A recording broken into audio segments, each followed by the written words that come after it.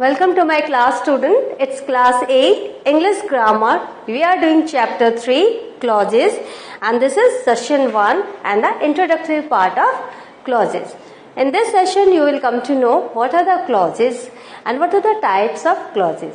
What are the clauses? Let me tell you. Clause is a short sentence, a sentence which has a subject and predicate. It is opposite of phrases. What are the phrases? Phrases are just a set of words which gives meaning to a sentence when added to it. Otherwise, it is just a set of words. But clauses has a meaning. It has a subject and predicate.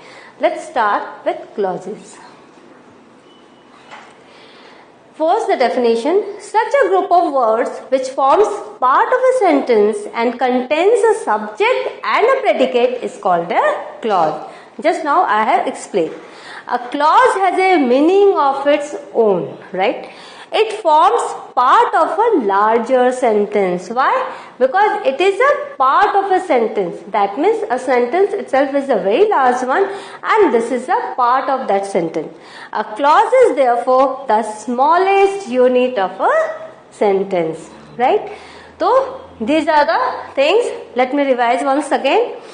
A clause is a group of words which forms part of a sentence having a subject and predicate. It has a meaning of its own. It forms part of a larger sentence and it is therefore the smallest unit of a sentence. Now, how can we say subject plus verb is equal to complete thought? Example, Michael bought a new computer. See? This is one sentence or one clause. Michael bought a new computer. What is the subject here? Michael. And what is the verb? Bought. And this is the thing what it bought. It bought a new computer. Now Michael bought a new computer but he still has the old one. Now here you see there is a verb. What I have said, clause is a part of a sentence. But here you are saying, see, there is a one clause, one sentence, that is the smaller one. But here you are seeing two clauses. See here. Michael bought a new computer. That is the one clause. And next, he still has the old one. He still has the old one. You are seeing subject he, verb has. And now here you are seeing subject and bought. Subject and verb. Subject and verb.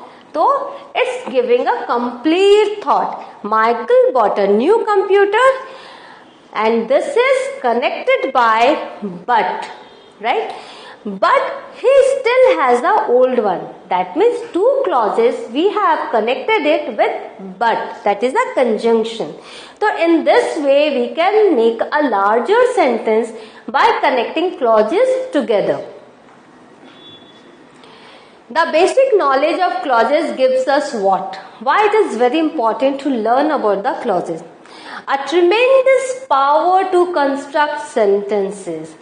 If you write in a brief way, whatever your thinking is, your sentence gets the power. It becomes very interesting and people may say you have written in a very skilled way. So, a tremendous power to construct sentences. Second, to express our thoughts in various forms. With comma, with but, we can express our thoughts, all the thoughts we can express by writing clauses. To introduce style and freshness in our writing. So, when we add many clauses with punctuation marks, with conjunctions, so what happens? It gives the style. We can introduce style to our writing and it looks very fresh. So clauses are very important to learn. There are two main types of clauses. Now we are coming to the types of clauses. Two main types. What are those? independent clauses. An independent clause could be a sentence by itself or could be combined with other clauses. Just as in the previous slide I have shown you, there are two clauses, those were independent clauses and they were joined by a but. So in the same way, this is called independent clauses. We should live where the climate is good. Now, the climate is good, it itself is a clause. We should live, it itself is a clause. So where the climate is good, where is the conjunction where we are joining both the clauses. Now dependent clause. It cannot stand by itself. Though it's a clause, but it cannot stand by itself. It needs to be combined with an independent clause. These are called subordinate conjunction plus subject plus verb. Subject plus verb is what? This is the clause and it gives an incomplete thought. We should live where the climate is good. Now, where the climate is good is an independent. It is a dependent clause because it is depending on the line on the clause we should live. So, how will we start? This is what? Subordinate conjunction. This is the subordinate conjunction plus climate plus subject plus verb. See, and it's presenting an incomplete thought. This is subordinate conjunction. This is climate is a subject and is a verb. Here what you are saying, an independent clause could be a sentence by itself. So we should live. Here what is that? We is a subject and verb should live. So this is the kind of, this is giving a complete sense. But here it's not giving a complete sense. Here it's not giving a complete sense. Now, dependent clauses can come after, before or in the middle of the independent clauses. Wherever we can write the dependent clauses because these are dependent on the independent clauses. So, there is not a set rules that you will have to place the dependent clauses before or after the independent one. Now, here there are examples. Michael now has a new computer although he still has his old one. Now dependent clause is after an independent clause. Here you are saying this is an independent clause and this is a dependent clause. This one is a dependent clause although he still has his old one, right? Now although he still has his old one, Michael now has a new computer. Now you are saying okay, it is before the independent clause. Dependent clause is before and earlier it was after. Now how it can come in between? See, Michael, comma, although he still has his old one, now has a new computer. So you are saying that this is in the middle. So with 3 examples, I have shown you how you can use the dependent clauses with the independent clauses. It can be anywhere, right? The dependent clause inside the independent clause. With the punctuation mark, we have done this. So in this way, that's why it is said that you can give style to your writing. You can give tremendous power to your writing if you learn clauses. Now, what are the other types of clauses? First is an adjective clause. Say adjective clause is there, adverb clause is there, noun clause is there. So this is an adjective clause. Subordinate clause is of 3 types. That those subordinate clauses that we can place before, after or in the middle of the independent clause. So this subordinate clauses are of 3 types. First is an adjective clause. See, adjective clause. A subordinate clause that does the work of an adjective is an adjective clause. Example, I have lost the book that he gave me. So that he gave me. So we can write I have lost his book, but I have lost the book that he gave me. So this is the adjective clause. So here we are seeing the book that is described like this. Gave me. So here the subordinate clause that he gave me, it's a subordinate clause, as you know. Subordinate clause. So this is what an adjective clause. It's working like an adjective. Second is an adverb clause. A subordinate clause that does the work of an adverb is an adverb clause. Go where you please. Now return as soon as it is 10. So this is the thing where we are using adverb clause that works as an adverb. Noun clause. A subordinate clause that does the work of a noun is the noun clause. I do not know how he did it. So how he did it, this is the subordinate clause and it's working. It's here presenting as a noun clause. That he is going to get the job is certain. Here also this is a subordinate clause and it is like a noun we have placed here, and this is called noun clause because it works like a noun. Now there are many relative clauses also. As you have seen, we have written that a relative clause will begin with a relative pronoun such as who, whom, whose, which or that. You have seen the example of all this in a subordinate clause. That book that he has given me, right? Or a relative adverb when, where or why. Where the climate is good, there also we have seen this.